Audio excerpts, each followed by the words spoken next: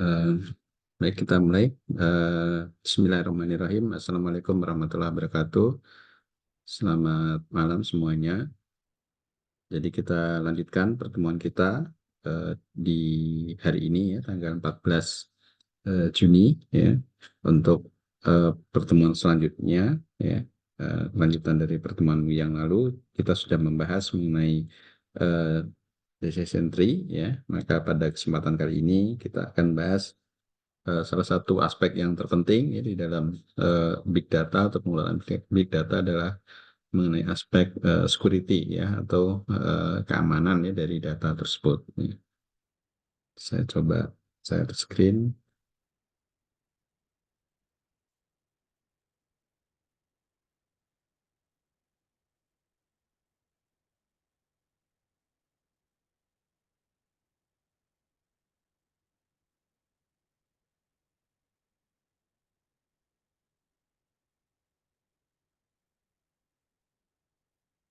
Ya, di dalam cyber security itu mencakup pada 4 aspek ya. Yang pertama adalah confidentiality ya, yaitu informasi yang ditransformasikan antar pengirim dan penerima harus atau hanya bisa diakses oleh pihak-pihak yang saling berkorespondensi ya. Berarti ada aspek kerahasiaan ya. Jadi data-data yang dikelola atau data-data yang diakses atau data-data yang dikirimkan antar pihak itu harus terjamin ya kerahasiaannya ya, sehingga yang bisa membuka atau yang bisa membaca itu hanya pengirim dan pihak penerima saja ya. Kemudian aspek yang berikut, sorry, aspek yang kedua yaitu eh, setelah confidentiality adalah authentication ya, yaitu informasi yang diterima adalah benar-benar dari sumber yang menyatakan diri sebagai pengirim ya. Berarti pengirimnya adalah benar-benar asli ya, jadi bukan pihak lain ya yang mungkin menyamar ya atau mungkin mengklaim itu adalah pihak yang asli ya. Berarti ini harus dipastikan bahwa pengirim itu benar-benar yang kita harapkan ya. Berarti sifatnya autentik ya atau asli ya, sehingga sumber data ya atau pengirim itu dapat dipastikan memang berasal dari pihak yang memang sudah kita harapkan ya untuk mengirim data. Kemudian aspek yang ketiga adalah integrity ya, informasi yang kita akses harus asli ya, bukan palsu ya, kemudian utuh ya serta lengkap ya. Jadi tidak ada informasi ataupun data yang berkurang ya dari informasi yang dikirimkan oleh pihak pengirim ya. Jadi harus benar-benar lengkap ya. Kalau mungkin dilihat dari sisi ukuran data ya, kalau dikirim misalkan jumlah datanya 100 megabyte ya, maka saat diterima juga harus sesuai ya 100 megabyte. Jadi tidak ada data yang korup ya, yang hilang ya ataupun yang rusak ya. Nah, kemudian yang keempat itu adalah aspek availability ya, yaitu informasi yang menjadi wewenang kita atau kita mempunyai hak atas informasi tersebut harus selalu dapat diakses ya. Jadi kalau kita punya akses ya, hak akses atas bagian-bagian informasi atau bagian-bagian data tertentu ya, nanti harus bisa dijamin ketersediaannya. Jadi kapan kita menginginkan, kapan kita memerlukan ya data-data tersebut, maka data-data tersebut harus bisa diakses ya. Ya, tidak tiba-tiba mungkin statusnya berubah ya, sehingga kita tidak dapat mengakses ya, terproteksi dari hak akses kita. Nah, tidak seperti itu ya. Jadi sekali hak akses itu diberikan, maka harus ada jaminan ya data-data tersebut selalu tersedia ya, sehingga bisa kita akses ya, kita baca ya. Nah, ini kita bahas satu-satu. Yang pertama kerahasiaan ya, atau confidentiality. Kerahasiaan bermakna pada perlindungan informasi yang bersifat rahasia ya, dari akses-akses yang tidak diperkenankan. Aspek ini harus menjamin bahwa data hanya bisa dibaca oleh individu maupun sistem yang diberikan kewenangan. Jadi ada pengaturan ya, siapa yang boleh mengakses ya data-data yang mana ya, tingkat mungkin di tingkat manajemen ya, data mana saja yang boleh diakses. Nah, itu ada pengaturan sehingga masing-masing pihak mempunyai kewenangan ya, ataupun hak akses yang berbeda-beda ya, tergantung dari tanggung jawab yang mereka miliki. Beberapa metode seperti enkripsi ya, kendali akses dan protokol komunikasi yang terproteksi dapat diterapkan ya, agar kerahasiaan tetap terjaga ya. Nah, kalau metode enkripsi mungkin bisa kita batasi data itu ada namun tidak bisa dibaca ya. Ya, di file itu mungkin bisa bisa apa bisa diperoleh ya, namun tidak bisa dibuka misalkan ya. Atau saat kendali akses ya. Jadi data-data tertentu dikirim melalui jaringan tertentu ya, yang tidak semua orang bisa mengakses jaringan tersebut ya. Jadi ini lebih pembatasannya mungkin lebih luas ya. Sehingga apa yang terjadi, apa yang dikirimkan di dalam jaringan tersebut yang bersangkutan tidak bisa melakukan akses ya. Sehingga pembatasan tidak hanya di level data ya, namun juga di level mengakses ya, jaringan komputer tersebut ya, sehingga punya protokol tersendiri ya, masing-masing mana yang boleh dan tidak.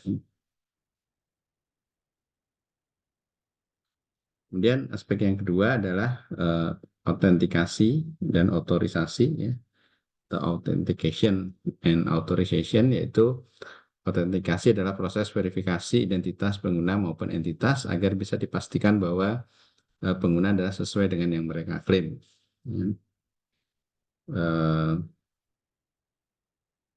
Sedangkan otorisasi adalah untuk menentukan tindakan maupun resource yang diizinkan oleh pengguna entitas terautentikasi ya. Kemudian metode autentikasi yang banyak dikenal antara lain password ya, autentikasi ganda dan biometrik ya.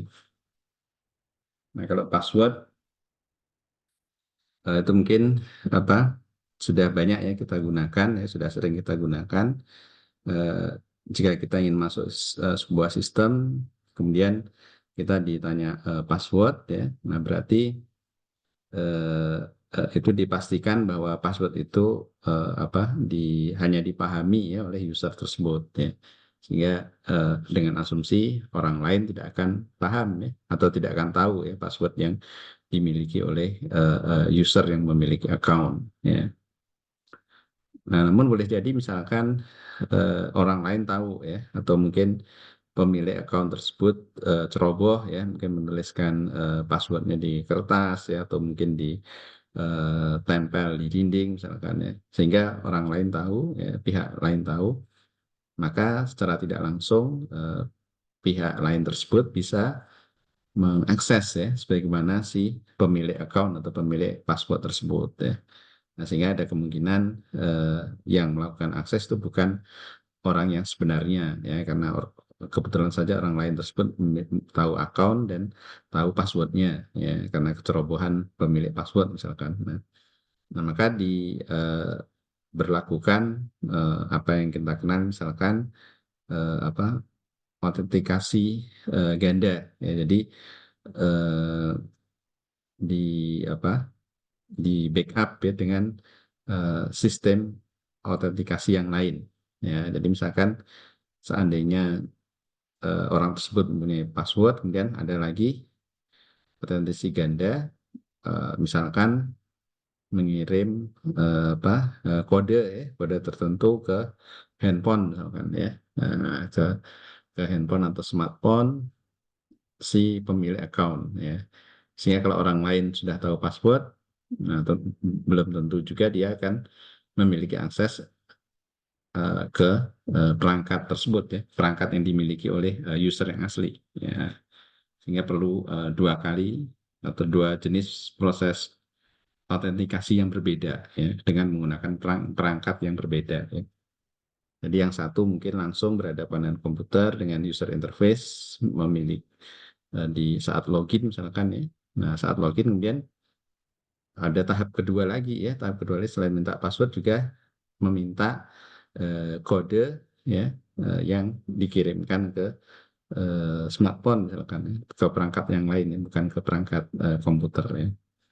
Sehingga kalau orang tahu passwordnya, nah, maka akan terkendala di situ ya, karena dia belum tentu punya perangkat atau smartphone yang dimiliki oleh orang yang menjadi pemilik akun asli ya. Sehingga kemungkinan ada peluang dia akan gagal di situ ya. Nah, itu yang kita sebut sebagai autentikasi ganda ya. Eh, Bahkan yang sekarang misalkan eh, pengiriman apa semacam token ya, kode melalui smartphone itu juga dianggap apa dianggap berbahaya atau riskan ya, karena boleh jadi saat dikirim mungkin bisa diambil ya datanya ya. Nah, atau mungkin dengan menggunakan metode tertentu bisa diambil. Nah, sekarang yang metode yang lain juga ada apa? Ada aplikasi yang sudah terinstall di smartphone misalkan ya. Nah, kemudian aplikasi tersebut bisa mengenerate ya bilangan apa random ya, random yang nantinya bisa dimasukkan saat proses autentikasi yang kedua ya. Jadi bilangan random itu benar-benar di-generate ya dari smartphone. Nah, jadi bukan dikirim dari server ya, dari cloud kemudian dikirimkan ke smartphone ya, sehingga ada proses pengiriman ya lewat jaringan atau lewat apa jalur ya telekomunikasi ya, sehingga kemungkinan bisa dicegat ya di tengah-tengah tidak ya. Nah, ini bilangan randomnya di-generate langsung ya dari smartphone. Kemudian bilangan tersebut kita masukkan ya di tahap autentikasi yang kedua ya. Ya, sehingga bisa dipastikan data tersebut benar-benar berasal dari pemilik apa smartphone ya, yang tentunya saat awal tentu perlu kita registrasi misalkan ya. Nah, itu adalah cara-cara untuk melakukan autentikasi ya kepada user yang akan menggunakan sebuah sistem ataupun aplikasi. Kemudian juga hal-hal yang lain yang orang mencoba mengembangkan itu misalkan dengan menggunakan biometrik ya. Nah, biometrik itu fitur-fitur yang ada di wajah ya, yang ada di badan kita ya. Apakah itu apa? Hmm, Suara ya, apakah itu bentuk mata ya, ataukah wajah, ataukah sidik jari ya, atau pola apa pembuluh darah misalkan ya. Ataupun kita diminta ketikkan sebuah kata atau kalimat, kemudian pola ketikanya dilihat ya, seberapa cepat ataupun seberapa terampil misalkan saat kita mengentrikan sebuah data atau kalimat melalui keyboard ya. Nah, itu berbagai hal parameter yang kira-kira eh, apa menjadi sesuatu yang khas ya, jadi khas pemilik akun tersebut. Nah, itu juga bisa digunakan ya sebagai sebenarnya itu sebagai bagian juga ya dari apa autentikasi ganda ya, atau mungkin bisa menjadi autentikasi yang utama ya, agar yang bersangkutan bisa mengakses sebuah sistem ataupun aplikasi dengan jaminan bahwa hanya dia saja yang bisa melakukan akses ya, karena hanya dia saja yang memiliki feature atau ciri-ciri fisik ya dari wajah ya, atau sidik jari ya, atau perilaku ya, yang sekiranya sulit untuk apa digunakan ya oleh orang lain ya. Walaupun eh, kalau kita melihat apa metode biometrik juga ada ke kelemahannya ya, termasuk yang wajah ya. Nah, jadi eh, wajah mungkin bisa di apa eh, orang lain mungkin tidak akan bisa ya menyerupai ya. Nah, sekarang ada istilahnya melihat apa fitur itu apa hidup atau tidak ya, liveness ya. Ya, misalkan kita diminta apa menggelengkan kepala ya, atau dimintakan bersuara ya, menoleh ke kanan ke kiri misalkan. Nah, itu untuk memastikan ya bahwa eh, saat proses autentikasi itu bukan foto ya misalkan ya, atau bukan patung ya, atau bukan apa duplikat ya dari account dari wajah ya pemilik account misalkan ya. Nah, itu memang benar-benar yang bersangkutan ya, dan dalam kondisi apa hidup ya. Nah, itu berbagai cara ya digunakan berlapis-lapis agar eh, autentikasinya benar-benar aman ya.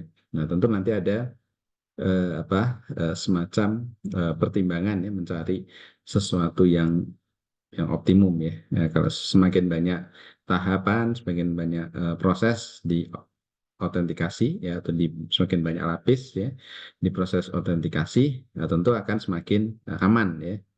Nah, tapi tentu akan dari sisi penggunaan tentu akan semakin repot ya, karena harus melakukan berbagai prosedur ya misalkan ya. Itu merupakan apa sesuatu proses yang merepotkan ya. Walaupun dari sisi keamanan itu lebih terjamin ya, karena harus melewati beberapa tahap pemeriksaan ya. Nah, itu kita sebagai mungkin seorang yang mendesain sistem ya, nah itu kita cari titik tengahnya ya. Jadi dari sisi keamanan terpenuhi ya, kemudian dari sisi prosedur untuk autentikasi sebisa mungkin sedikit ya, atau sederhana atau ringkas ya, sehingga tidak memberatkan user ya. Nah, kemudian aspek yang berikutnya adalah aspek integritas ya, atau integrity. Aspek integritas ini menjaga keakuratan, konsistensi, dan kebenaran data maupun sistem ya. Data diharapkan bersifat tetap, ya, lestari, tidak bisa berubah, dan terlindungi dari berbagai usaha eksternal yang bisa merusak keaslian data. Nah, ini juga ada apa? Juga eh, eh, ada metodenya juga ya di sistem apa security ya, untuk melihat data itu apa asli ataupun sudah dimodifikasi ya, ataupun sudah dirusak ya. Nah, misalkan data gambar ya, data gambar itu bisa kita tanam ya kodenya dia dengan menggunakan apa watermarking ya, yang secara visual mungkin kita tidak melihat ya, itu di dalam itu ada gambar tersembunyi ya. Jadi file gambar kemudian ditimpa dengan file gambar yang lain ya, cuma gambar lain itu apa tersembunyi ya, sehingga kita secara visual tidak akan bisa melihat ya. Nah, kalau gambar yang asli itu kemudian dirusak ya, dirubah ya. Nah, misalkan scan apa? Scan kartu keluarga misalkan ya. Scan kartu keluarga, hmm, ada menambah apa anggota keluarga ya, namun menambahnya mungkin tidak melalui prosedur resmi misalkan ya, diubah secara digital ya. Nah, itu kalau dengan metode yang tadi kita proteksi dengan eh, semacam apa watermarking segala macam, nah itu akan ketahuan ya bahwa data yang asli sudah ada perubahan ya, sudah ada edit ya, sehingga eh, ada apa eh, ada kerusakan data ya, sehingga data itu tidak lagi utuh ya. Jadi integritasnya tidak 100% ya, karena sudah diubah ataupun diedit. Nah, ini untuk aspek security harus bisa menjamin ya bahwa data-data itu utuh ya, dan andaikan data-data itu ada apa? Ada modifikasi ya, ada diubah, nah itu bisa bisa diketahui ya bahwa ini telah terjadi pengerusakan atau pengeditan data ya. Teknik-teknik lain yang dapat dikembangkan antara lain validasi data ya, checksum, tanda tangan digital, dan backup data pada lokasi dan sistem yang dikategorikan aman. Nah, ini juga backup itu juga salah satu caranya ya. Jadi selain memproteksi data satu persatu, bisa juga kita membuat semacam apa backupnya ya.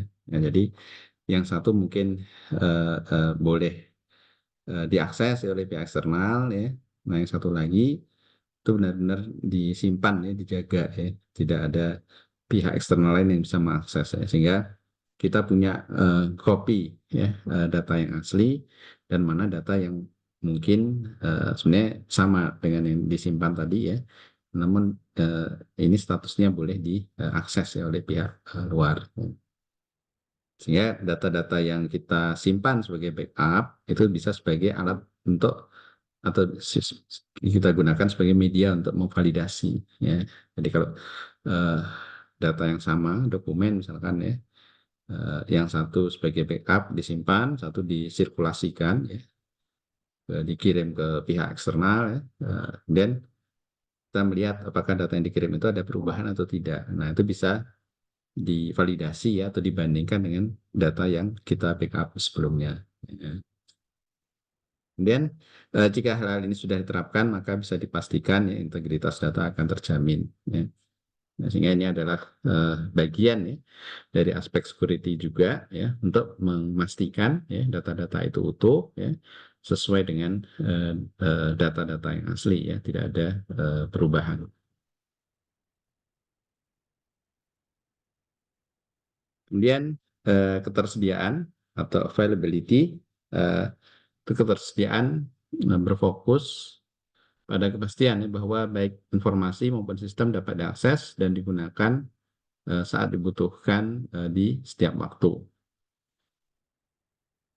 Aktivitas yang diperlukan antara lain meminimalkan gangguan pada layanan ya, sistem maupun jaringan. Sehingga aspek sistem jaringan harus menjadi prioritas yang utama. Nah, ini lebih banyak ke apa infrastruktur pendukungnya ya. Jadi kalau data-data kita simpan di cloud ya, ataupun di server, nah, maka harus ada jaminan ya bahwa data-data tersebut bisa diakses ya kapanpun juga ya, ya, karena hmm, yang mengakses mungkin bukan berasal dari satu tempat saja ya. Ya, boleh jadi dari orang di apa tempat yang di belahan dunia yang lain ya, ya sehingga kemungkinan data-data tersebut akan diakses 24 jam ya. Ya kalau misalkan di tempat kita di Indonesia malam hari misalkan mungkin aktivitas manusia berkurang ya sehingga yang mengakses data-data tersebut sedikit ya. Ya, karena mungkin sebagian besar orang beristirahat ya di malam hari ya. Nah, namun di belahan dunia yang lain, ya, mereka siang hari ya, berarti sedang aktif bekerja ya. Nah, sehingga ada kemungkinan mereka mengakses data tersebut ya, data yang kita simpan ya, atau yang akan kita kelola ya. Sehingga probabilitas data-data yang perlu kita proteksi ya, itu apa harus tersedia secara terus-menerus ya. Jadi 24 jam ya. Karena kita tidak tahu kapan orang akan melakukan akses ya. Jadi kita siapkan ya secara eh, kontinu ya. Jadi tidak ada misalkan di apa tutup ya atau dihentikan tidak ada. Ya, jadi harus kita pastikan ya ketersediaannya selama 24 jam ya.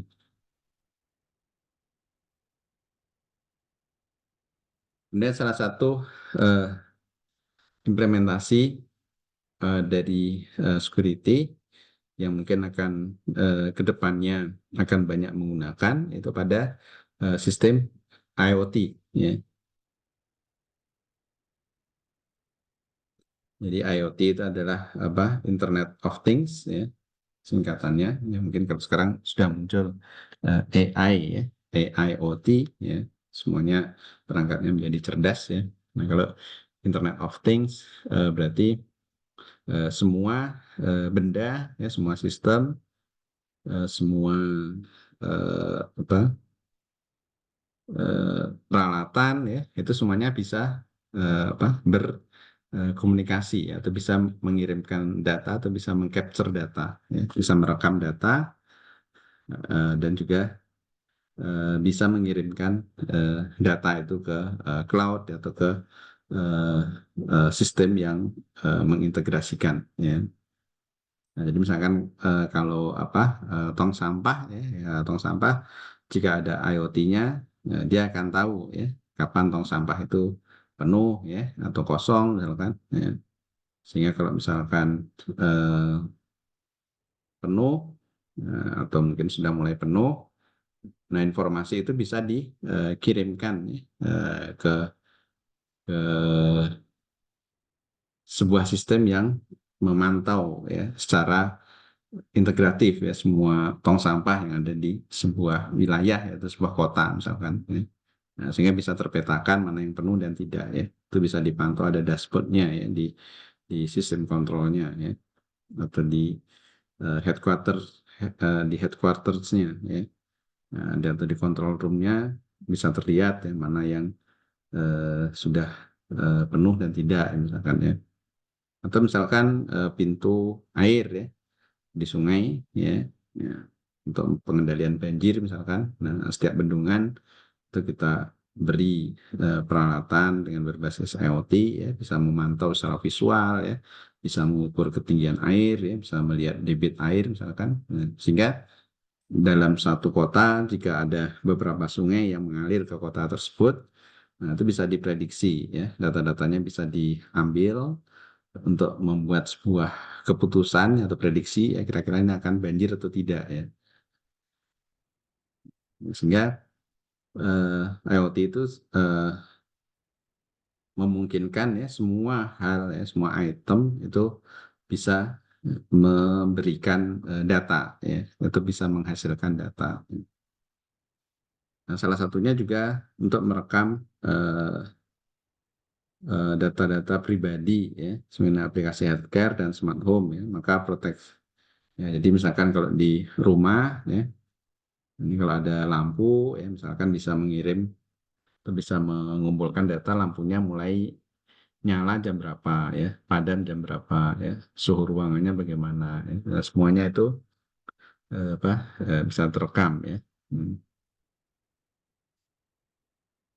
Nah, karena semua peralatan tersebut ya, di implementasi IoT bisa menghasilkan data dan data-datanya akan dikomunikasikan ke sebuah eh, server ya, atau sebuah cloud ya, maka proteksi atas perangkat-perangkat tersebut harus menjadi prioritas yang utama ya. Nah, jadi kalau tadi yang saya contohkan banjir ya, akan satu kota dialiri oleh 5 sungai ya. Kemudian di hulu ada bendungan yang bisa mengatur ataupun bisa melihat potensi ya air masuk ke dalam kota itu berapa banyak misalkan. Nah, ini kalau data-datanya tidak diamankan, sistemnya tidak diproteksi dari sisi security, nah, boleh jadi saat terjadi banjir, ya, data yang dikirimkan dinyatakan bahwa air sungai di hulu itu aman, ya. Nah, kondisinya tidak debitnya kecil, ya, kedalamannya juga rendah misalkan, ya. Jadi tidak ada potensi banjir. Nah, padahal kondisi realnya ada, ya. Jadi akan terjadi banjir tiba-tiba yang tidak bisa diantisipasi sebelumnya, ya. Nah, sehingga prioritas untuk mengamankan ya, peralatan IoT itu sangat penting ya karena bisa berpengaruh pada eh, penentuan ya atau pengambilan keputusan ya di akhir ya. Karena kan data-data tersebut semua dikumpulkan ya, kemudian dianalisis untuk menghasilkan informasi dan pada akhirnya menghasilkan pilihan ya, pilihan-pilihan keputusannya seperti apa. Kemudian IoT adalah sistem jaringan heterogen ya, dari perangkat-perangkat yang sering terkoneksi dengan keamanan mampu menggerakkan, mengindra, dan menyimpan serta mengkomunikasikan sehingga dapat menghubungkan dunia nyata dengan dunia digital. Nah, bahkan di masa sekarang ada yang kita kenal sebagai apa, digital twin ya. Nah, jadi kembaran ya, kembaran dari kondisi yang nyata dalam bentuk digital ya, dalam bentuk virtual ya. Nah, karena eh, data-data yang dikumpulkan ya dari objek yang nyata itu sudah cukup lengkap ya. Misalkan kalau ini kota ya, nah misalkan eh, kondisi rumah-rumah di perkotaan gimana ya, lalu lintasnya seperti apa ya, kondisi cuaca bagaimana ya. Kalau data-data itu bisa dikumpulkan dengan sangat banyak, nah, kemudian bisa digunakan untuk membuat kondisi gambaran kota tersebut secara virtual ya, atau kita sebut sebagai digital twin atau kopi dari kondisi yang real ya. Nah, sehingga kalau di kota yang real itu suhunya panas misalkan, nah di dunia virtualnya juga otomatis akan nilai suhunya akan naik misalkan. Ya. Nah, itu data-data tersebut juga harus menjadi objek ya yang harus diproteksi ya dari sisi cyber security.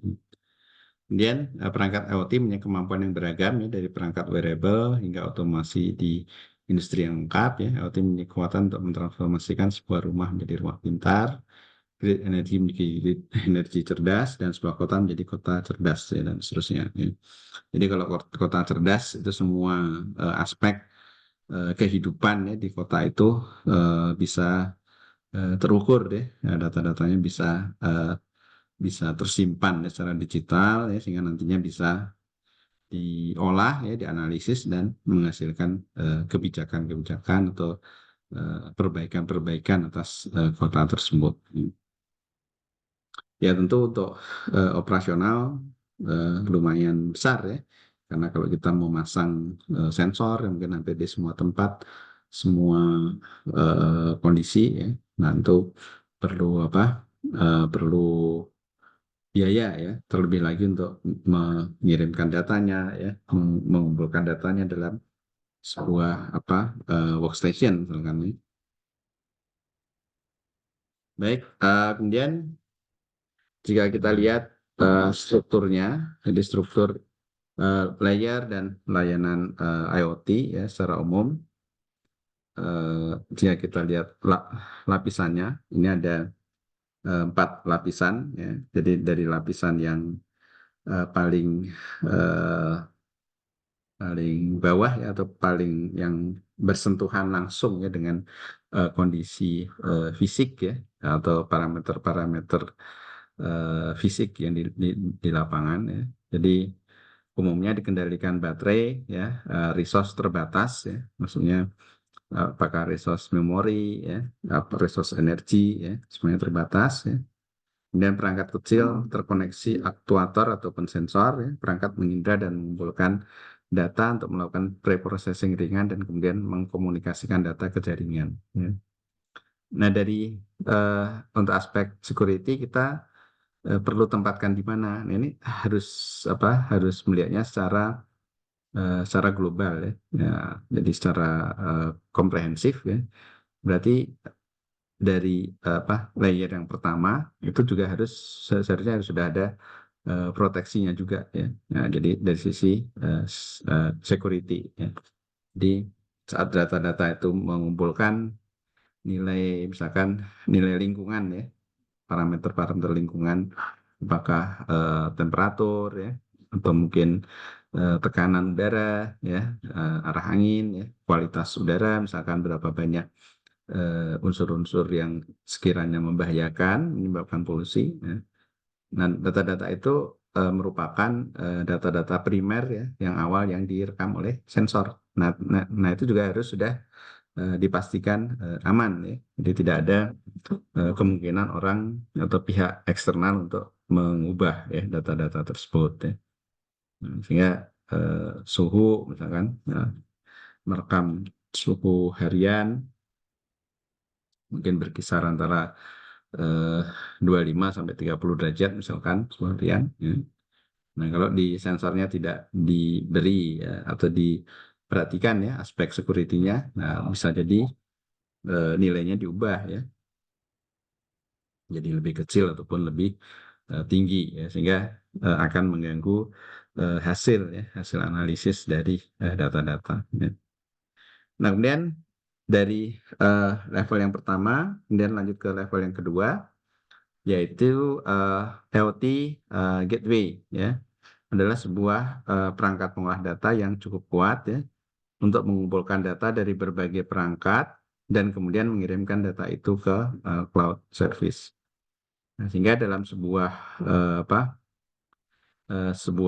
lokasi ya, tadi misalkan contoh saya bendungan ya, bendungan dengan ada sungai ya, sungai Dihulu misalkan.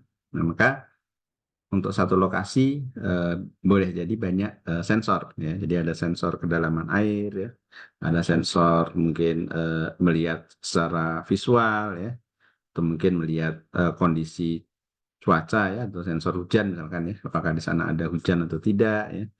Nah, terus dari banyak sensor yang ditempatkan di sebuah lokasi atau satu lokasi, itu maka data-data tersebut akan dikumpulkan ya, atau disatukan dalam sebuah IoT gateway ya, yang mengelola data-data tersebut di tingkat lokal atau di lokasi tersebut ya.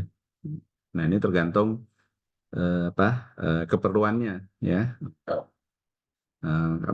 Kalau sensornya sedikit ya mungkin cukup pemrosesnya mungkin cukup skala mikro controller misalkan ya, ya, atau single board komputer misalkan ya, kalau sensornya tidak begitu banyak ya. Nah, namun kalau dalam satu lokasi sensornya cukup banyak ya, nah maka perlu workstation misalkan. Nah, itu tergantung dari kondisi ya. Nah, kita lihat kasus per kasus ya. Nah, kemudian eh, setelah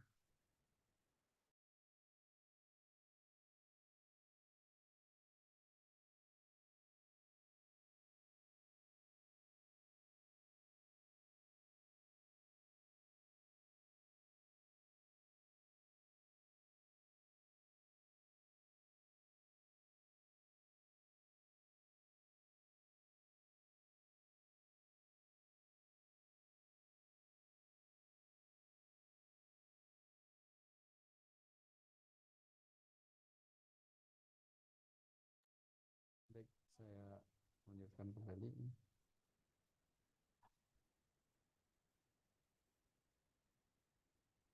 Ya, apakah suara saya sudah didengar?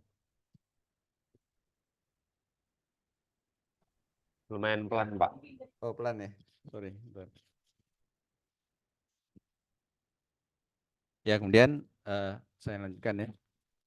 Kemudian untuk layer yang ketiga yaitu adalah cloud ya, yang digunakan sebagai server penyimpan data yang terkumpul dari sensor ya, maksudnya kumpulan dari beberapa lokasi ya. Data yang di cloud nanti akan dapat dianalisis dan diolah agar bisa menghasilkan sebuah keputusan. Nah, dan di sini sudah mulai data engineering ya, ETL di sini ya, termasuk juga aspek security-nya ya, karena ini sudah terhubung ya secara dengan network ya, misalkan. Nah, ini security-nya harus lebih ditingkatkan ya, karena data-data yang terkumpul itu lebih banyak ya, dari beberapa lokasi sudah terkumpul di cloud ya, sehingga serangan-serangan cyber ya itu bisa langsung ya mengarah ke cloud atau mengarah ke server ya. Nah itu harus diproteksi juga ya. Sebenarnya kalau ini bisa diserang tentu dampaknya lebih besar ya, karena datanya sudah ngumpul banyak di situ kemudian diserang ya, datanya rusak semua ya, atau mungkin dimodifikasi ya, nilainya diubah ya, maka secara keseluruhan sistem, kalau itu merupakan DSS misalkan ya, decision support system, maka akan berisiko ya atau berbahaya ya, menghasilkan keputusan yang salah ya. Nah, kemudian yang level yang terakhir atau level yang keempat Itu adalah sebuah platform yang mana data-data itu sudah diolah ya, dan diolah, disajikan dalam bentuk visualisasi ya, ataupun sudah dirangkum ya dengan menerapkan berbagai metode ya, misalkan apa eh, metode data analitik ya, kemudian metode eh, apa eh, statistik ya, dan metode machine learning ya. Sehingga data-data tersebut bisa digunakan untuk melihat.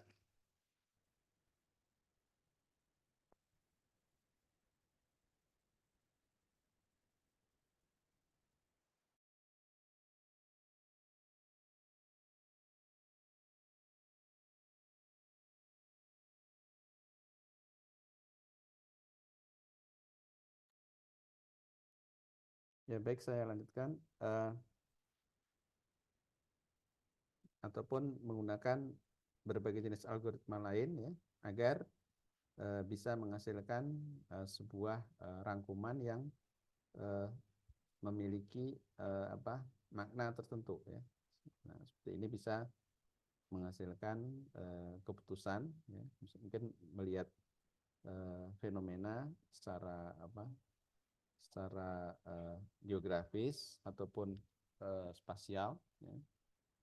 Misalkan tadi yang prediksi banjir tadi ya. Nah, itu kalau misalkan eh, dipetakan ya, ada 5 sungai tadi, nah, maka bisa dilihat di dashboard ini, bisa terlihat sungai mana yang kira-kira memberikan sumbangan atau kontribusi debit air yang cukup banyak misalkan ya. Nah, sungai mana yang kira-kira masih aman ya. Nah, itu semuanya dirangkum di sini di dashboard di sini. Nah, dari sisi aplikasi ini juga perlu diproteksi juga ya. Nah, kan, terutama di program-program ini ya, yang data analitik ya. Semuanya harus ada jaminan bahwa aplikasi-aplikasi ini atau program-program ini bisa terproteksi ya. Sehingga hasil olahannya juga sesuai ya. Nah, jadi apa tidak salah ya, ataupun tidak merepresentasikan ya kondisi yang sebenarnya. Ya, sehingga secara umum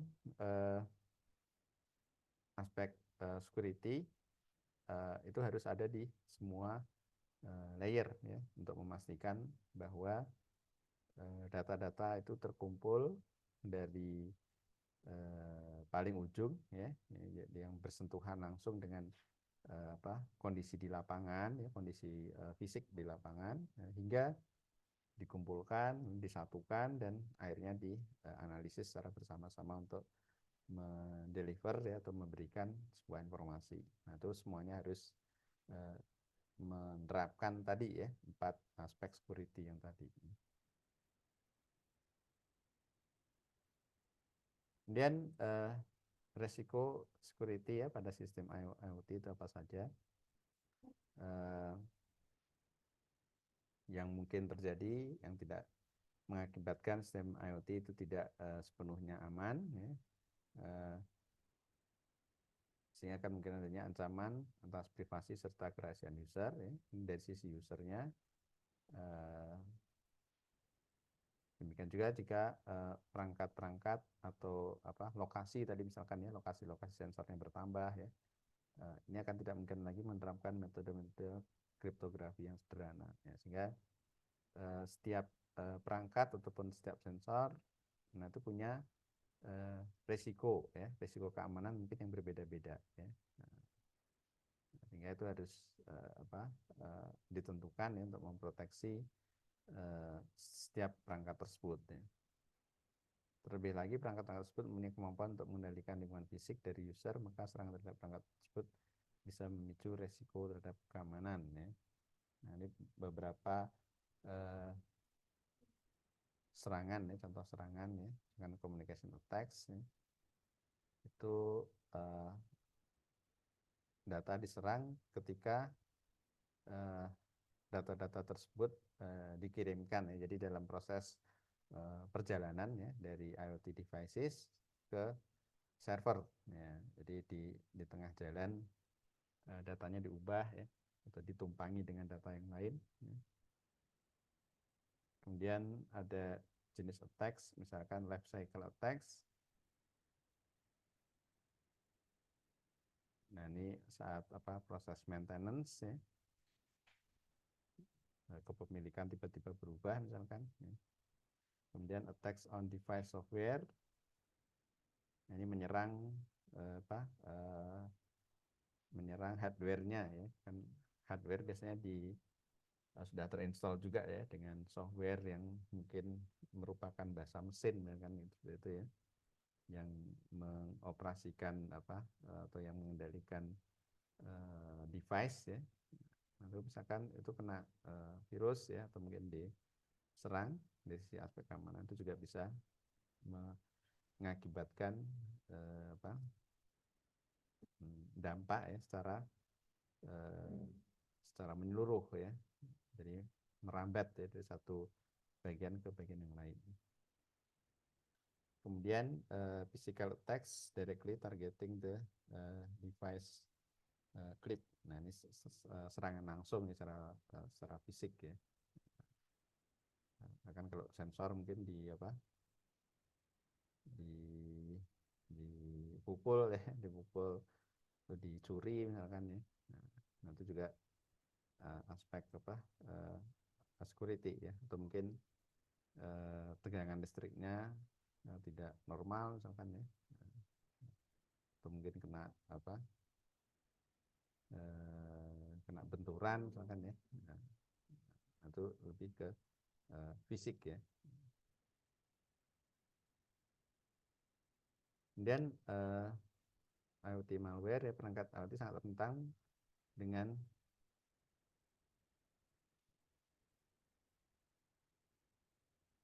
perangkat IoT sangat rentan dengan serangan keamanan ya. Salah satu risiko adalah diserang oleh malware ya. Hacker menciptakan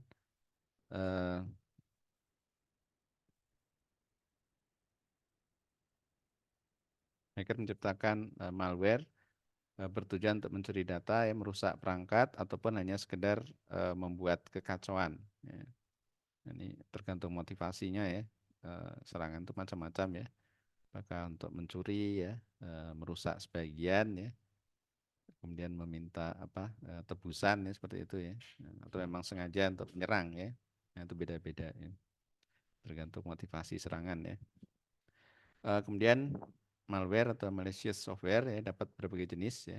Tipe-tipenya misalkan virus ya, worms, ransomware, dan trojan ya. Kalau virus ini mengingatkan diri di bagian program yang lain ya. Aktif menggandakan diri ketika program yang menjadi induknya dijalankan. Nah, jadi menempel ya di sebuah software ya. Biasanya menempel di software yang yang software yang primer ya, atau software yang memang sering digunakan ya. Jadi tidak mungkin virus menempel di software yang jarang atau mungkin usernya sedikit ya. Nah, tidak seperti itu. Biasanya virus menyerang ke software-software yang memang banyak digunakan orang dan selalu digunakan orang ya. Jadi misalkan buat prosesor ya, untuk mengolah teks ya, Microsoft Word misalkan ya, seperti itu ya, atau Microsoft Excel misalkan ya. Nah, itu kan pasti banyak digunakan orang ya, untuk membuat dokumen ya, merangkum nilai-nilai ya, anggaran misalkan ya. Nah, itu software-software seperti itu yang kira-kira banyak digunakan. Nah, maka dibuat virusnya yang menempel di software tersebut ya. Sehingga saat software tersebut dijalankan, software utama dijalankan, maka virusnya juga ikut aktif ya. Nah, kemudian kalau worms itu menghancurkan data-data serta file yang penting pada sistem operasi komputer ya. Nah, di dalam komputer yang berjalan biasanya ada sistem operasi ya. Sistem operasi itu software juga yang memungkinkan komputer itu komputer itu berjalan ya, bisa dijalankan ya. Jadi aplikasi yang sifatnya mendasar ya. Sehingga nanti kalau ada program diinstal maka akan diinstal di atas sistem operasi tersebut ya. Jadi komputer tidak akan nyala kalau tidak akan bisa digunakan kalau sistem operasinya rusak ya, itu ya. Nah, worm ini eh, yang diserang justru itu ya, file dan data-data yang ada di sistem operasi ya. Sehingga eh, jika sudah mengenai komputer maka otomatis sistem operasinya rusak ya, sehingga komputernya memang tidak bisa jalan ya. Kemudian ransomware yaitu menjadikan komputer tidak aktif pada waktu tertentu dan minta user untuk melakukan pembayaran agar komputer aktif kembali. Ya, minta bayaran atau mungkin hal-hal yang lain ya yang kira-kira memang menjadi motivasi ya pembuat ransomware ini. Ya. Sehingga eh, aktivitas ya komputer itu untuk sementara waktu di disuspend ya, ya seperti dihentikan atau menjadi tidak aktif ya. Nah, karena si pembuat ransomware ini menginginkan sesuatu ya. Nah, misalkan menginginkan uang ya. Nah, setelah dibayar maka sistem diaktifkan kembali ya. Ya tentu ini merupakan hal kriminal ya. Jadi mengganggu sistem orang lain ya. Kemudian Trojan itu program masuk ke sistem komputer lain dalam bentuk program yang legal. Nah, salah satu tujuan aktivasi malware-nya adalah mengambil data-data penting. Nah, ini tidak tidak merusak sistem secara nyata ya. Jadi program atau sistem tetap bisa jalan seperti biasa ya. Nah, cuma dia mengambil ya, mencuri ya, mencuri memilih data-data tertentu kemudian dikirimkan ke alamat tertentu tanpa sepengetahuan ya si pemilik komputer atau pemilik sistem ya.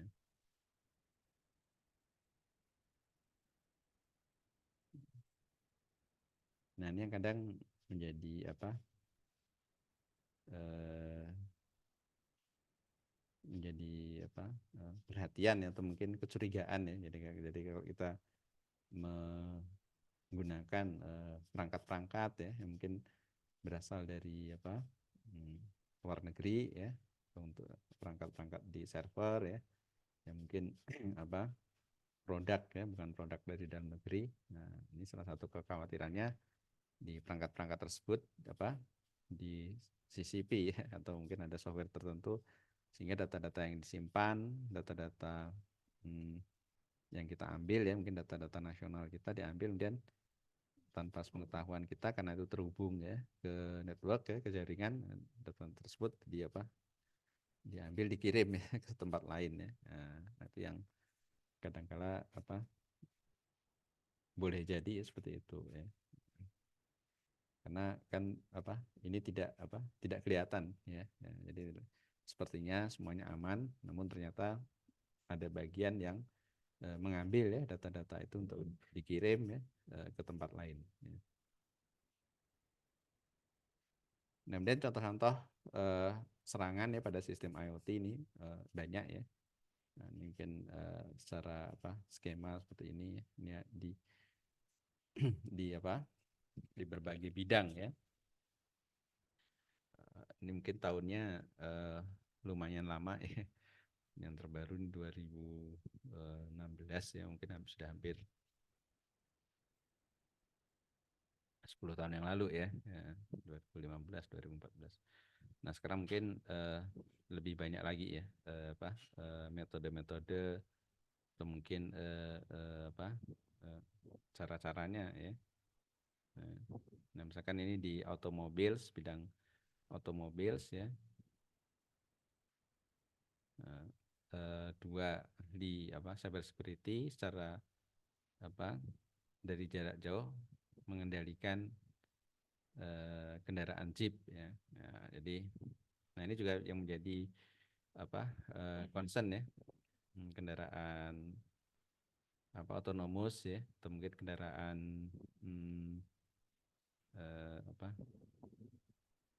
yang dikendalikan jarak jauh ya dengan menggunakan ini apa teleoperation ya, teleoperation mungkin pernah dengar ya. Kalau yang autonomous itu kendaraannya jalan sendiri ya, jadi jalan sendiri mengikuti apakah mengikuti lintasan ya ataukah mengikuti kondisi jalan ya dengan menggunakan vision misalkan ya bisa menghindar ya dan segala macam. Nah itu kalau softwarenya diganggu ya diserang ya dengan serangan cyber, nah maka boleh jadi jalannya tidak normal ya. Jadi mungkin malah sengaja menabrakkan ya. Jadi di program di kendaraan otonomnya kalau ada objek di depan jangan ditabrak ya harus menghindar ya. Kemudian softwarenya diserang jadi kebalikan misalkan ya. Kalau ada objek di depan harus ditabrak misalkan ya. Nah tentu itu berbahaya ya. Termasuk yang teleoperation ya. Nah, teleoperation itu kan biasanya idenya untuk kendaraan-kendaraan truk ya, truk barang ya. Kalau mungkin di luar negeri ya melewati jalan tol ya, yang jaraknya beratus-ratus kilometer misalkan ya. Nah itu kalau ada pengendaranya atau sopirnya ya tentu lelah ya karena harus berpindah dari satu tempat ke tempat lain. Nah ini ide kedepannya itu dikendalikan dengan teleoperation ya, jadi semacam remote control seperti itu ya. Nah jadi orangnya duduk di suatu lokasi ya terus bisa mengendalikan kendaraan itu dari jarak jauh ya, sehingga secara fisik orangnya diam di tempat namun bisa mengendalikan kendaraan itu ya. Ya, karena rutenya atau medannya mungkin relatif lebih lebih lebih seragam ya. Nah kalau di jalan tol ya, ini jalan tol untuk kondisi di luar negeri ya, kan seperti di Amerika gitu ya, itu kan jalan tolnya besar-besar ya, sepi ya, tidak terlalu ramai ya seperti di Indonesia. Nah itu mereka mencoba menggunakan teleoperation ya. Nah, teleoperation ini sangat sangat bergantung ya pada jaringan komunikasi ya, komunikasi data secara real time ya. Karena tampilan di depan ya, tampilan di depan kendaraan itu ditransmisikan ya, dikirim langsung ya ke control room ya, sehingga di situ pengendaranya bisa mengendalikan dari jarak jauh ya. Nah sekarang mungkin ada kalau di perang ya, perang Rusia dengan Ukraina ya menggunakan drone misalkan ya. Nah seperti itu ya. Nah, jadi dikendalikan dari jarak jauh ya, melihat musuhnya ada di mana ya. Nah ini yang untuk perang dengan menggunakan UAV. Nah yang untuk kendaraan juga sebenarnya sudah dikembangkan sejak dulu ya, agar untuk mengurangi resiko kelelahan ya di pengemudinya. Nah ini karena ini tergantung dengan jaringan network, sehingga itu rawan ya. Nah, kalau itu diserang ya maka pengendaliannya jadi tidak sesuai. Kemudian untuk nuklir energi, nah, ini pernah terjadi juga virus ya menyerang centrifuge. Nah ini peralatan yang digunakan untuk pengayaan uranium ya, itu di Iran ya. Jadi proses pengayaan uranium untuk membuat bahan bakar nuklir. Nah, ini proses yang berbahaya ya, dan beresiko ya, karena bisa menghasilkan radiasi ya yang sangat membahayakan ya. Nah ini prosesnya masuki virus ya, nah, sehingga proses pengendaliannya bisa terganggu ya. Kemudian web hosting ya. Nah ini mungkin tidak mengganggu mungkin, namun tidak terlalu berbahaya ya dibandingkan nuklir ya, proses di nuklir ya. Healthcare, nah ini juga berisiko ya. Jadi data rekam medisnya diserang ya, dirusak ya. Kemudian surveillance, ya ini uh, merusak ya dari sistem pengintaian ya, sistem pemantauan keamanan ya. Dan manufacturing, ini ada ledakan furnace ya, furnace itu semacam tungku atau kompor ya untuk memanaskan atau untuk memasak logam ya sehingga menjadi cair ya. Nah ini diserang oleh virus sehingga tungkunya meledak ya. Dan listrik juga ya, power grid di Ukraina ini tapi sebelum perang nih sebenarnya. Jadi sehingga mengganggu pasokan hingga 20%. Ya. Kemudian lembaga nasional ini menghack sehingga merusak ya data juga. Kemudian di sistem retail, merusak di sistem keuangan.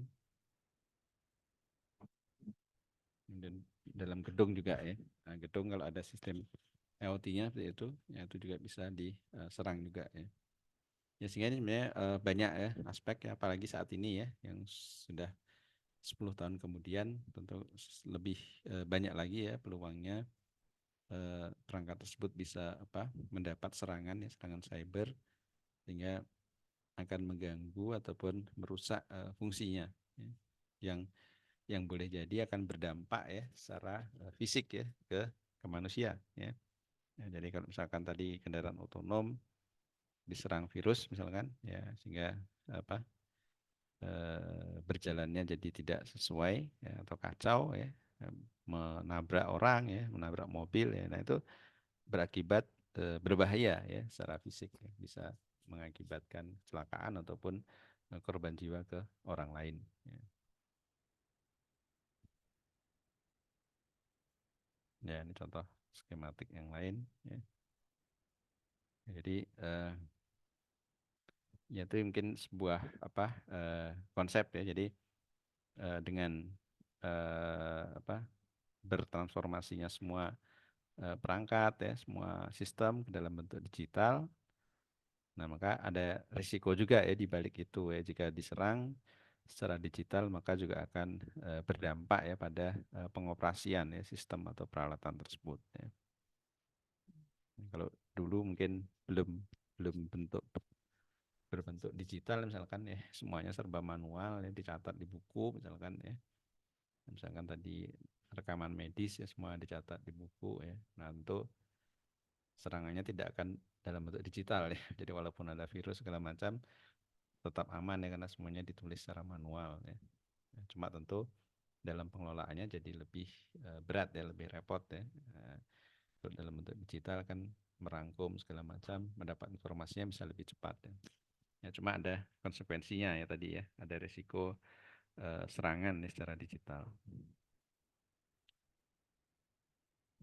Nah, kemudian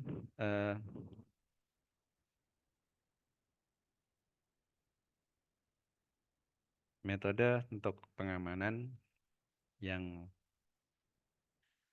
sudah ya mungkin sudah banyak sekarang ya digunakan, yaitu adalah dengan menggunakan blockchain ya. Nah, ini kira-kira apa yang dimaksud dengan blockchain ya. Jadi dengan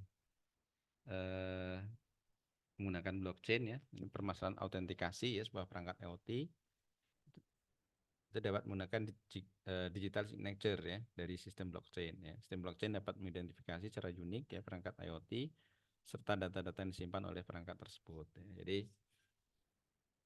Jadi setiap transaksi ya mungkin ya setiap dikaitkan ya dengan asal ya dari perangkat tersebut di mana ya. Kemudian scalability, pertumbuhan yang masif atas ketersediaan perangkat IoT mengakibatkan dihasilkannya data dalam jumlah dan volume sangat besar. Kondisi ini akan menyebabkan sulitnya transmisi dan menyimpan data ya pada arsitektur yang terpusat. Ya, dengan demikian blockchain punya struktur scalable dan distributed akan sangat diperlukan. Nah, tadi yang di awal-awal tadi yang mungkin sempat saya singgung ya, ada berapa layer tadi, 4 layer ya. Layer yang ketiga disimpan di cloud ya. Nah, sehingga eh, tujuan arah yang dituju untuk serangan itu bisa langsung ya ke cloud ya. Hingga sekali diserang di sana down ya, rusak segala macam akan berdampak secara keseluruhan. Nah, dengan menggunakan blockchain ini memungkinkan data-data itu bisa terdistribusi ya atau tersebar di beberapa pihak ya. Nah, sehingga kalau akan melakukan serangan mungkin serangan bisa serangannya terlokalisir ya pada satu pihak tertentu saja ya, yang pihak yang lain aman misalkan. Nah, ini ada peluang seperti itu ya, dengan menggunakan blockchain memungkinkan data itu bisa terdistribusi ya ke beberapa tempat ya atau ke beberapa server misalkan. Kemudian security and reliability, perangkat IoT cenderung diserang dengan cara yang mungkin tidak diprediksi sebelumnya oleh pembuat perangkat ya. Dengan keterbatasan computational resources pada perangkat IoT, maka tidak memungkinkan untuk menjalankan teknik security yang kompleks ya. Nah, ini blockchain bisa berpeluang ya untuk menangani hal ini. Nah, blockchain itu seperti apa maksudnya? Ya, mungkin Anda sudah pernah mempelajarinya ya, sudah pernah tahu sebelumnya. Jadi misalkan secara umumnya seperti ini. Jadi misalkan ada pihak ya, pihak A ingin mengirimkan uang ke B ya. Jadi pengiriman transaksi ya, sebuah transaksi. Nah, maka satu kali transaksi atau satu kali proses itu akan dilambangkan ya atau akan direpresentasikan sebagai sebuah blok ya. Nah, ini seperti blok puzzle ya. Jadi blok puzzle. Nah, kemudian keinginan ya untuk melakukan transaksi pengiriman uang ya dari pihak A ke pihak B ini diumumkan ke kelompok ini berada dalam satu network ya. Jadi sebelumnya sudah ada kelompok ataupun pihak-pihak siapa saja yang berhak untuk memvalidasi ya adanya transaksi ini. Maksudnya diizinkan atau tidak ya. Nah, ini ada di permintaan ini disebarkan ya. Tentu ini kelompok ini sudah ditentukan sebelumnya ya, siapa saja ya. Ya, kemudian setiap pihak ini diberitahu ya, apakah setuju atau tidak. Nah, ini misalkan di sini dicontohkan ada 5 kelompok ya, yang mana 5 pihak ya, masing-masing pihak itu berada di device yang berbeda-beda ya. Ya. Namun ini merupakan satu grup ya, satu kelompok ya, yang berhak ya untuk menyetujui ataupun menolak ya adanya permintaan transaksi dari A ke B ya. Nah, ini seandainya transaksi ini legal atau wajar ya, sehingga semua pihak ini menyetujui ya. Nah, ini semua pihak ini menyetujui, 5 pihak ini menyetujui, maka bisa langsung dilaksanakan ya, proses transfer uang ya dari A ke B ya. Nah, setiap kali transaksi ini dilakukan, catatan transaksi ini disambungkan ya dengan transaksi sebelumnya ya. Nah, ini yang dikenal sebagai ledger ya, atau semacam rantai ya, semacam rantai. Nah, baru setelah ini ditambahkan di semacam buku catatan ya, ledger, tambahkan, nah baru proses dijalankan ya, dijalankan dari A ke B ya. Nah, info yang ada di ledger ini atau di buku catatan ini merupakan acuan ya dari semua pihak ya. Jadi semua pihak tahu ya transaksi apa yang sudah dilakukan ya. Semuanya pihak ini mengakses ya buku catatan ini. Jadi ini semacam buku catatan bersama ya, yang mana menjadi acuan untuk menentukan ya proses transaksi itu boleh atau tidak ya. Sehingga yang memvalidasi eh, banyak pihak ya. Nah, jadi yang memvalidasi bukan satu pihak saja ya. Dan banyak pihak ini jumlahnya berapa? Oh, bisa banyak sekali ya. Nah, tergantung dari besaran eh, apa? Besaran kelompok ini ya. Sehingga secara apa? Logika ya. Ini proses ini tidak mungkin di apa? Dimanipulasi ya sehingga kita bisa katakanlah menipu ya semua pihak yang ada di dalam jaringan blockchain ini.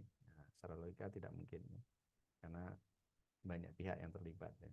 Sehingga kalau kita ingin melakukan apa fraud misalkan ya atau ingin membuat transaksi yang tidak sesuai ya, maka harus me, apa, meminta approval ya, dari semua pihak ini. Nah, ini karena pihak ini sangat banyak, sehingga secara logika akan sulit terjadi ya semuanya menyetujui. Tapi salah satu ada yang tidak setuju kan. Ini itu menjadi keunggulan dari sistem apa blockchain ya. Nah, karena yang mau validasi banyak ya banyak pihak.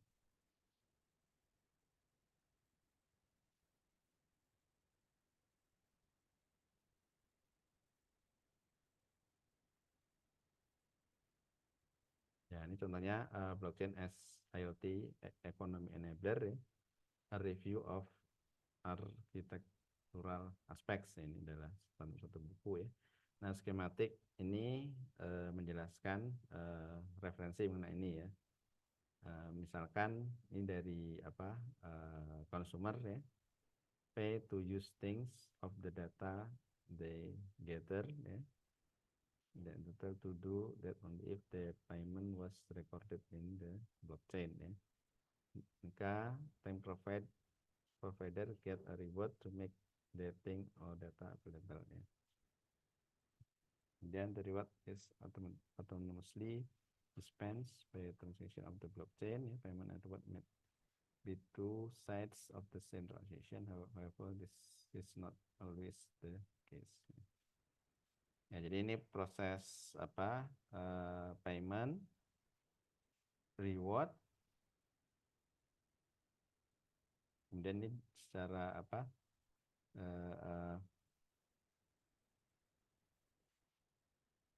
proses apa IoT-nya ya. Nah, jadi ini memberikan apa sesuatu, memberikan data, kemudian ini yang meminta ya. Nah, namun permintaan ini semua dicatatkan di blockchain ini. Ya. Sehingga hal ini juga yang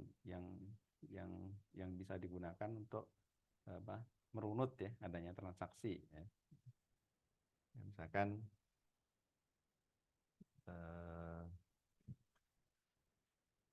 misalnya kita meminum apa kopi ya, minum kopi dengan menggunakan blockchain itu bisa dirunut ya prosesnya ya. Kopi ini berasal dari daerah mana ya, dari kebun mana ya, atau kebun miliknya siapa. Nah, nanti ide kedepannya seperti itu ya. Jadi produk-produk makanan misalkan kita bisa tahu ya, ini saat mentahnya itu ya, ditanam di mana ya. Prosesnya seperti apa, sehingga dari kalau tadi kopi ya, kebun bisa sampai apa produk sehingga bisa kita minum ya, konsumsi. Nah, ada prosesnya melewati apa saja. Nanti apakah apa merusak lingkungan atau tidak ya. Nah, hal seperti itu nanti yang bisa tercatat ya di blockchain seperti ini. Ya, sehingga karena setiap proses itu harus dicatatkan di blockchain.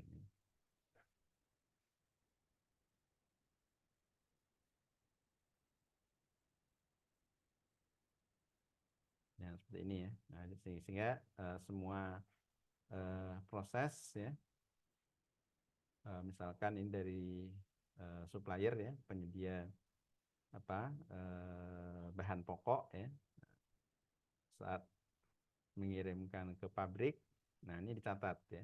Nah, dicatat di semacam blockchain ya, dengan smart contracts ya. Catat sini, dan saat diproses di pabrik, diupdate lagi di sini. Kemudian saat dikirim ke apa nih, ke pedagang grosir ya, ke grosir ini kan misalkan produk makanan ringan misalkan ya, atau minuman ringan dikirim ke grosir ya. Ini dicatat juga. Dicatat prosesnya, kemudian saat dikirim dari gudang ya, grosir ke pedagang-pedagang kecil. Nah, ini dikirim juga, diupdate. Kemudian dari pedagang, retailer, supermarket misalkan dikirim ke user. Nah, itu dicatat juga. Nah, sehingga semua proses ini tercatat ya di blockchain. Sehingga bisa dirunut ya, prosesnya bagaimana. Sehingga bisa ketahuan kalau ada salah satu tahap ya, yang dilewati ya. Mungkin dari pabrik langsung ke retailer misalkan ya, yang seharusnya tidak boleh, misalkan harus ke gudang terlebih dahulu. Nah, itu bisa terlacak ya dari blockchain ini.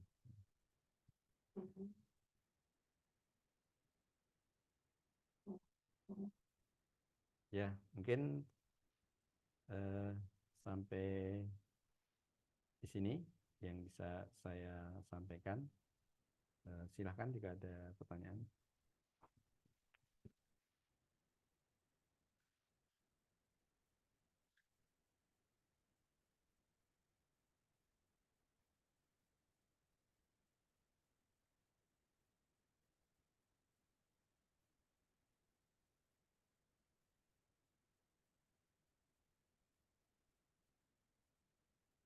Oke, jika tidak ada pertanyaan mungkin saya cukupkan ya pertemuan kita malam ini. Terima kasih atas kehadiran serta perhatiannya rekan-rekan sekalian. Saya tutup, sekian, terima kasih. Assalamualaikum warahmatullahi wabarakatuh. Selamat malam semuanya. Waalaikumsalam, malam Pak. Waalaikumsalam. Makasih Pak. Ya, selamat. Pak.